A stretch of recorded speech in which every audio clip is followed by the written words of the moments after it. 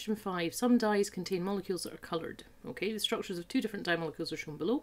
We have a blue-green one and a purple. State the structural feature present that is responsible for the colour of these dye molecules. Right. What you have here is a conjugated, except I can't spell that. Conjugated, there we go, system. And you could describe it, which is your alternating double singles.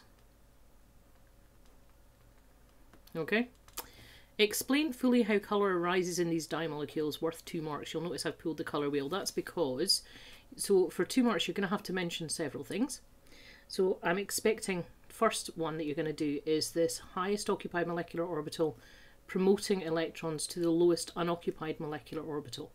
Okay, that's important that you're making that distinction, that we're talking about molecular orbitals now. We're not talking about just movement within an atom. Okay, so that requires absorption of energy in the visible. That's important as well.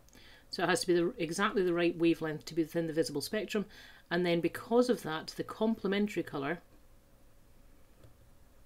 which is your opposing in colour wheel, is what you see. So when I'm saying I've brought the colour wheel up, it's so that if you wish to, it doesn't require it in the mark scheme, but I totally see it making a lot of sense and making it well easier, basically, for you to show what you understand in this. So if you say that you absorb in the red at somewhere between 640 and 700 nanometers, then what you will see is the green at 480 to 550, 560. Okay, so any one of these would be a nice example to bring in. Okay, and then we have a third dye molecule. Explain fully why this dye molecule will absorb a shorter wavelength of light than the other 2 molecules. So what we've got here, when you look at it, you can see that the difference is in this section here, and that's basically decreasing the number of double singles. So what we have is basically less conjugation, or a smaller conjugated system, or you could call it a smaller chromophore.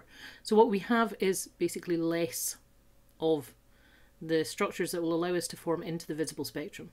And so if we've got a shorter wavelength, what we're also seeing here is that we're needing more energy. So that's more energy to shift the electrons within the molecular orbitals.